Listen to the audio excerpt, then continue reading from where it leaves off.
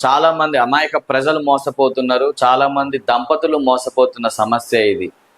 ఇంతకుముందు చూసుకుంటే ఒక భర్త ఒక పని చేస్తుంటే ఇది తప్పు అని చెప్పి ఒక ఫ్యామిలీ అవేర్నెస్ క్రియేట్ చేసేది. బట్ కాకపోతే భర్తతో పాటు భార్య కూడా ఇది చేద్దాం అని ఎంకరేజ్ చేసే సమాజం ఇది.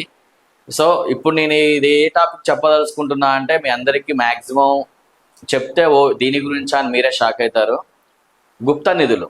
గుప్త నిధులు అనగానే ఫస్ట్ గుర్తుకొచ్చేది మనకి బలులు, పూజలు, గురువులు, లేదంటే సంథింగ్ ఇక చాలా గుర్తుకొస్తాయి. గుప్త నిధులు అనగానే మనకు గుర్తుకొచ్చేది ఫస్ట్ పాయింట్ బంగారం.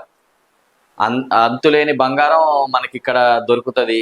మనం నివసిస్తున్న ఇంటి కిందనే చాలా కేజీల బంగారం ఉంది అని చెప్పి చాలా మంది మిమ్మల్ని మోసం చేస్తే ఉండొచ్చు. ఒకవేళ మీరు ఇలా మోసపోయిన క్యాండిడేట్స్ అయితే కింద కామెంట్ చేయండి. దీని గురించి బ్రీఫ్గా మీరు కామెంట్ చేసే దాన్ని బట్టి ఇంకా బ్రీఫ్ సబ్జెక్ట్ కూడా దీని గురించి మీకు వస్తుంది.